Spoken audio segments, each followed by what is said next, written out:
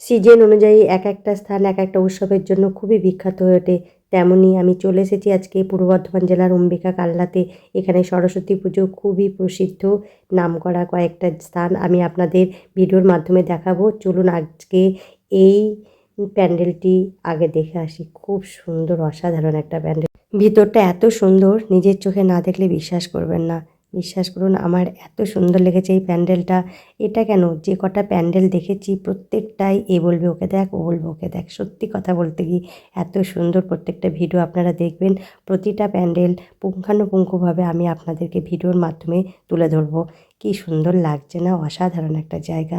সত্যি আমাদের নবদ্বীপে যেমন রাসযাত্রায় খুব সুন্দর সুন্দর প্যান্ডেল হয়, তেমন এখানে কালনাতে অনেক অনেক সুন্দর প্যান্ডেল হয়েছে।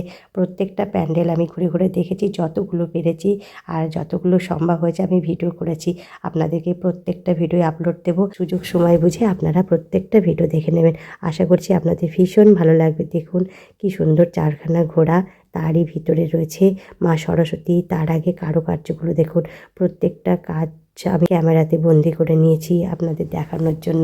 কি সুন্দর এখানে ফোয়ারা করেছে, মানে যে বরফের একটা স্তম্ভ বানিয়েছে। যাই হোক বন্ধুরা, সমস্ত কিছু খুবই ভালো। ত্রিধারার পক্ষ থেকে প্যান্ডেলটা করা হয়েছে, ত্রিধারা ক্লাবের পক্ষ থেকে। চলুন ভিতরে ঢুকে দেখি কি অপেক্ষা করছে আমার এবং আপনাদের জন্য।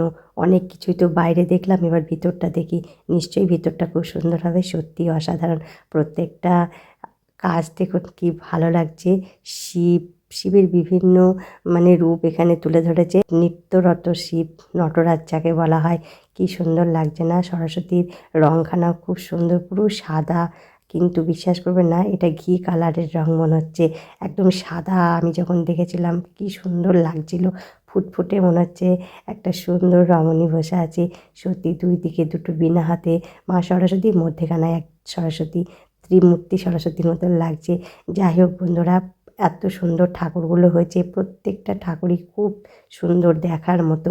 এ টু জেড আমি আপনাদেরকে দেখাচ্ছি, আপনারা এই ভিডিওতে দেখে নেবেন, খুব ভালো লাগবে। আর সত্যি দাঁড়িয়ে দেখার মতন। অনেকক্ষণ ধরে ভিডিওটা আমি করেছিলাম, এই কারণে প্রত্যেকটা জিনিস ক্যামেরাবন্দি করতে অনেকটা সময় লেগেছিল। পাশে দেখেছেন কত সুন্দর গাছ দিয়েছে, নিচে সারিবদ্ধ গাছ লাগিয়েছে, কি ভালো লাগছে, অসাধারণ। চারিদিকটা খুব সুন্দর, সমগ্র পরিবেশটাই খুব সুন্দর লাগছে। আর শিবগুলো দেখুন কি সুন্দর করেছে। মাকে ভালোভাবে দর্শন করেছেন তো? আমি কিন্তু খুব ভালোভাবে দর্শন করিয়েছি আপনাদেরকে ভিডিওর মাধ্যমে। চলুন তাহলে চারপাশটা ঘুরে দেখাই। অনেক বড় ভিডিওটা হয়ে যাবে, কিন্তু বিশ্বাস করবেন না, এতটা ভিডিও না করলে আপনারা পুরো দেখতেও পাবেন না।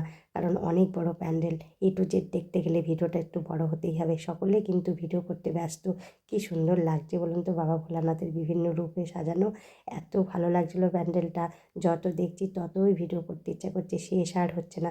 তার জন্য যাওয়ার পথেও কিন্তু আমি ক্যামেরাটা ছাড়িনি, সম্পূর্ণভাবে তুলতে তুলতে গেছি। অনেকেই কিন্তু সেলফি তুলছে, কেউ ভিডিও করছে, আমিও সেরকম আপনাদেরকে দেখানোর জন্য একটু ভিডিও করে নিয়েছিলাম। চলুন বন্ধুরা, আর অপেক্ষা করাবো না, এবার ভিডিওটা শেষের দিকে নিয়ে যাব, কারণ অনেকটাই বড় হয়ে যাচ্ছে, আপনারাও দেখতে বোর লেগে যাবে। কিন্তু এইসব ভিডিও যতই দেখি না কেন ততই ভালো লাগে বলুন। বিশ্বাস করবেন না, এত সুন্দর ভিডিও কেউ ছাড়তে পারবে? যার জন্যই তো আমিও ছাড়তে পারিনি, আপনাদেরকে দেখানোর জন্য ক্যামেরাবন্দি করে নিয়েছি প্রত্যেকটা জায়গা, খুঁটিয়ে খুঁটিয়ে আপনাদেরকে দেখালাম। আশা করছি আপনারা খুব আনন্দ পেয়েছেন, খুবই ভালো লেগেছে। আবার পরবর্তী ভিডিওতে আপনাদের কাছে চলে আসবো। ততক্ষণে আপনারা সুস্থ থাকবেন, সাবধান থাকবেন, ভালো থাকবেন। আজকের এই ভিডিওটা কেমন লাগলো অবশ্যই কমেন্ট বক্সে লিখে জানাবেন। আর এইরকম ভিডিও পেতে গেলে আমার ইউটিউব চ্যানেলটাকে অবশ্যই সাবস্ক্রাইব করবেন, কারণ নিত্য নতুন ভিডিও আপনারা এই চ্যানেলের মাধ্যমেই পেয়ে যাবেন। সমস্ত জায়গায় খুঁটিনাটি যে সমস্ত জায়গায় আমি দর্শন করি, সেগুলো সম্পূর্ণভাবে আপনাদেরকে দেখানোর চেষ্টা করব ভিডিওর মাধ্যমে। আশা করি আপনারা প্রত্যেকটা ভিডিও ঘরে বসে দেখতে পাবেন। যারা এই সমস্ত ভিডিওগুলো দেখেননি তারা অবশ্যই আমার ভিডিওর মাধ্যমে দেখে নেবেন, আর খুব ভালো লাগবে। অন্যকেও দেখানোর একটু সুযোগ করে দেবেন। আর অপেক্ষা নয়, চলুন এবার বাইরের দিকে যাওয়া যাক। বাইরে কি সুন্দর মেলা বসেছে দেখুন, বাইরের জায়গাটাও খুব দুর্দান্ত। আর এই মেলাটা সবথেকে বড়, কারণ সরস্বতী পুজোয় কালনাতে খুব ধুম হয়। বাইরে বেরিয়ে এসেছি, তাও মনে হচ্ছে না ক্যামেরাটা রাখি। সত্যি কথা বলতে কি, বাইরের দৃশ্যটাও সম্পূর্ণভাবে ভালোভাবে তুলতে ইচ্ছা করছে, যার জন্য তো তুলে নিলাম। যাওয়ার পথে কত দূর থেকে মন্দিরটা দেখা, মন্দির নয় প্যান্ডেলটা দেখা যাচ্ছে, কি সুন্দর লাগছে। আর কত ভিড় হয়েছে, কিন্তু বিশ্বাস করুন আমি দুপুরবেলা এসেছি, তার জন্য ভিড়টা একটু হালকা হয়েছে। চলুন তাহলে ভিডিওটা এখানেই শেষ করি। ভিডিওটা কেমন লাগলো অবশ্যই কমেন্টে জানাতে ভুলবেন না। Tata, bye bye. আবার যেন আপনাদের সঙ্গে দেখা হয়।